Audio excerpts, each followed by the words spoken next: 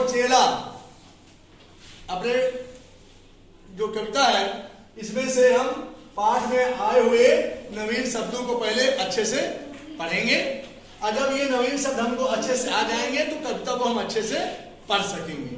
तो पहले आप देखिए, मैं आपको एक एक वर्ड बोलता हूं, आप शुद्धता के साथ जैसे मैं बोलता हूं आप वैसे ही बोलोगे, ठीक है ना। चेला, चेला, चमाचम, चमाचम, ग्वालिन, ग्वालिन, अनबुझ, अनबुझ, अजब, अजब, ककड़ी, ककड़ी, हुक्म, हुक्म, संतरी, संतरी, कारीगर, कारीगर, बरसात, बरसात, भिस्ती, भिस्ती, शरारत, शरारत, गफलत, गफलत, खता। खता। तो बच्चों इन शब्दों को आपको कॉपी में उतारने के बाद 2 बार अच्छे से शुद्ध वर्तनी के साथ आपको पढ़ना है। सभी समझ में आ गया?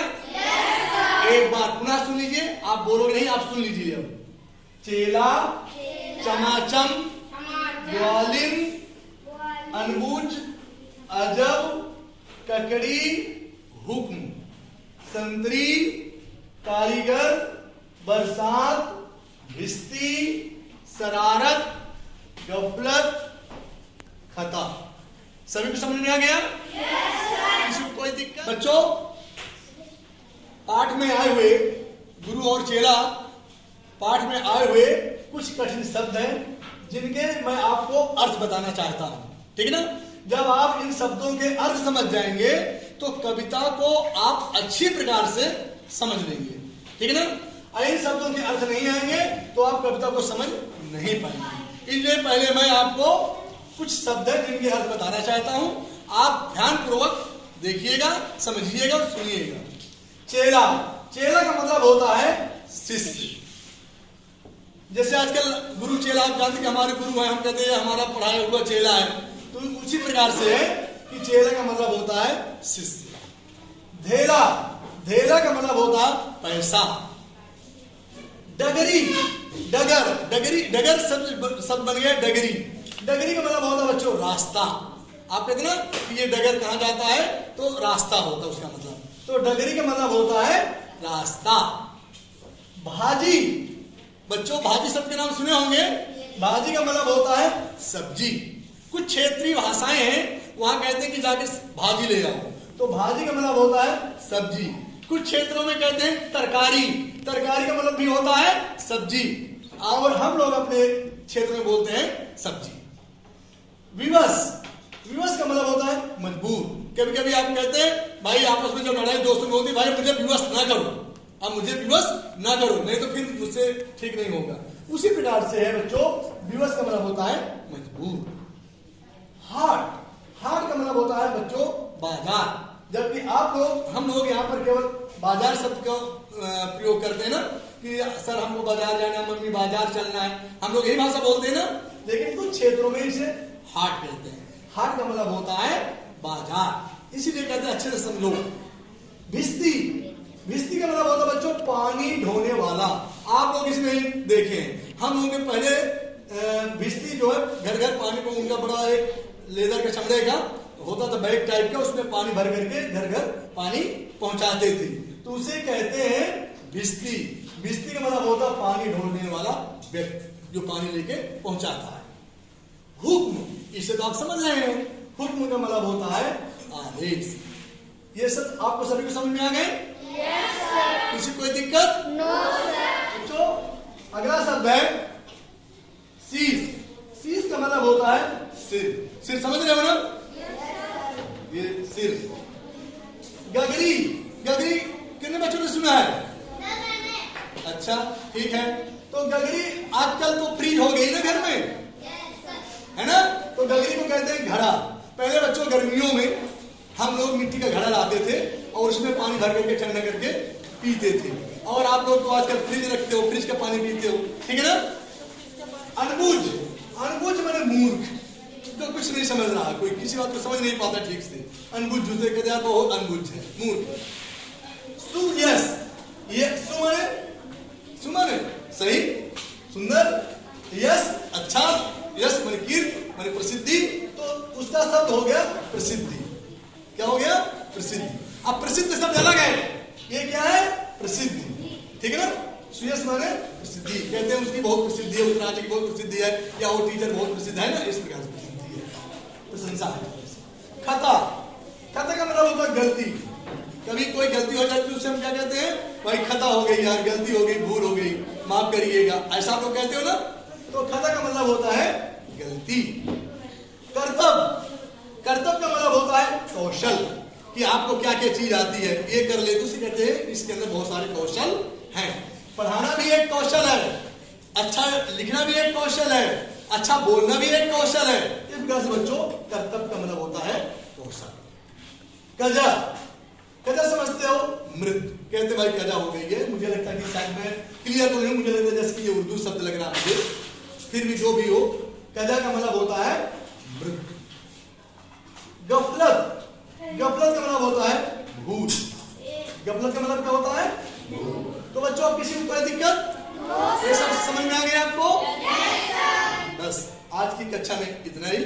आप सभी को चेला कविता में आए हुए कुछ शब्द हैं जिनके मैं समानार्थी या पर्यायवाची शब्द आपको बताना चाहता हूं। समानार्थी शब्द समझ रहे हो ना? जो शब्द है उसके समान या उन्हीं के अर्थ से मिलता जुलता, तो उन्हें हम कहते हैं समानार्थी। ठीक है? गुरु, गुरु के समानार्थी या पर्यायवाची शब्द होते हैं अध्यापक, शिक्षक। अनबुझ, अनबुझ का मतलब होता है बच्चों, इसके समानार्थी शब्द बनेंगे मूर्ख, बेवकूफ। प्रजा, प्रजा के पर्यायवाची शब्द होते हैं जनता, लोग। चेला, चेला के समानार्थी शब्द हैं शिष्य, विद्यार्थी। हम कहते हैं ना कि हमारा चेला है, तो चेला मतलब क्या हुआ? हमारा शिष्य या विद्यार्थी। संसार, दुनिया, जगत। गलती, गलती का समानार्थी शब्द है बच्चों या पर्यायवाची शब्द है गफलत या खता। ठीक है? किसी को कोई दिक्कत? गुरु के होंगे अध्यापक, शिक्षक। अनबुझ के मूर्ख, बेवकूफ। प्रजा के जनता, लोग। चेला के शिष्य, विद्यार्थी। संसार के दुनिया, जगत।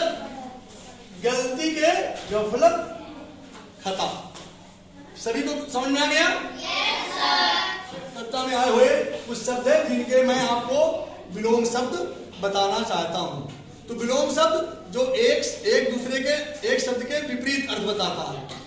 किसी भी शब्द के जब उल्टा अर्थ बताता है तो उसे हम विलोम शब्द कहते हैं। जैसे राजा, अब राजा का विलोम शब्द क्या हो जाएगा? प्रजा। राजा का विलोम शब्द क्या हो जाएगा? प्रजा। गुरु, गुरु के विलोम शब्द है या विलोम शब्द होगा शिष्य।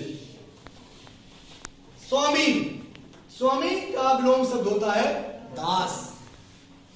चोर, चोर का विलोम शब्द है पुलिस। नगर, नगर का विलोम शब्द है गांव।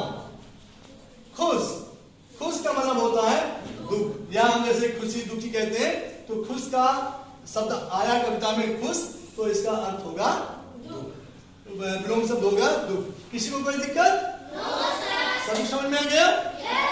बच्चों पाठ में आए हुए कुछ शब्द हैं जिनके हम लिंग बदल करके लिखेंगे, उनका लिंग परिवर्तन करेंगे। हमने आपको बताया था कि शब्द के जिस रूप से उसके पुरुष या स्त्री होने का पता चले उसे हम लिंग कहते हैं। तो देखिए कुछ शब्द हैं, उनके हम लिंग बदल करके लिखते हैं और समझने का प्रयास करते हैं। तो बच्चों पहला शब्द है ग्वाला। ग्वाला का जब हम स्त्रीलिंग परिवर्तन करेंगे तो इसका शब्द होगा ग्वालिन। पंडित, पंडित का स्त्रीलिंग होगा पंडिताइन। चेला, चेला का जब हम लिंग परिवर्तन करेंगे तो हो जाएगा चेली। राजा, राजा का हो जाएगा रानी। मोटा, मोटा का जब हम लिंग बदलेंगे तो हो जाएगा मोटी। महाराजा, महाराजा का हम लिंग परिवर्तन करेंगे तो हो जाएगा महारानी। अब एक बात सुना देख लो, ग्वाला का ग्वालिन, पंडित का पंडिताइन, चेला का चेली, राजा का रानी, मोटा का मोटी और महाराजा का महारानी। सभी समझ में आ गया? हम आपको इस पाठ में कुछ व्याकरण समेत और जानकारी देना चाहते हैं। हमने एक प्रश्न लिया आपके लिए, वाला शब्द जोड़कर कुछ शब्द लिखो। हमने इसलिए जिससे कि आप अधिक से अधिक शब्द सोच सके और लिख सके। हमने लिखा है दूध। दूध में हमने वाला शब्द जोड़ दिया तो क्या हो गया? दूध वाला। फल विक्रेता होता ना, उसे क्या कहेंगे हम? फल वाला। सब्जी वाला शब्द जोड़ दिया तो क्या हो गया? सब्जी वाला। चाय, चाय तो आप घर में पीते ना, आप पीते ना चाय, हमने उसमें वाला जोड़ दिया तो चाय वाला। चाय मतलब जो चाय बना के आपको देता है। आगे है अखबार वाला। आपके यहाँ पेपर आता है तो आप बोल दो ना अखबार वाला आ गया। ठीक, एक शब्द बन गया। आगे है कपड़े वाला, मिठाई वाला। देखो इसी प्रकार से हम शब्द आगे बढ़ाते चले जाएंगे। और बिजली वाला। ये मैंने कुछ शब्द आपको बनाया है, आप कुछ और सोच करके इससे अधिक शब्द सोचोगे और उनको लिखोगे। ठीक है ना? तो इससे आप कुछ सीखोगे और नया शब्द बनाना आपको बहुत सारे ढेर सारे आ जाएंगे। देखिए बच्चों, इस गुरु और चेला कविता में आए हुए कुछ शब्द हैं जिनके हम तुक वाले शब्द बना करके लिखेंगे। मिलती जुलती आवाज वाले शब्द कह सकते हो और इंग्लिश में इसे आप सेम साउंड, यानी एक ही तरह की ध्वनि होती है, वो भी कह सकते हो। समझ में आ गया? तो हम लेते पहला शब्द है हमारा चेला। तो इससे मिलते जुलते हम सब लिखेंगे मेला, ठेला, केला। आप और भी कुछ शब्द लिख सकते हो। मलाई, मलाई में शब्द हमने बनाया सेम साउंड में, या तुक वाले शब्द भलाई, चढ़ाई, चलाई। ठीक है ना? आप और शब्द जोड़ सकते हो। बढ़ाओ शब्द है बढ़ाओ, हमने आगे शब्द तुक वाले बनाया, पढ़ाओ, चढ़ाओ, नहाओ। ठीक है? आगे अगला शब्द है डगरी। डगरी का हमने तुक वाले शब्द बनाए हैं, इसलिए नगरी, सगरी, गगरी। अंत में दमकती। दमकती का हमने बनाया है, चमकती का हमने बनाया है दमकती, मटकती, छलकती। समझ में आ गया? तो ये शब्द चेला, मलाई, बढ़ाओ, डगरी और चमकती, इन शब्दों के मैंने तीन शब्द बना दिए हैं उसी सेम आवाज के। आप इनसे अधिक कुछ शब्द बना सकते हो और इसे आगे जोड़ सकते हो। ठीक है? समझ गए सब लोग?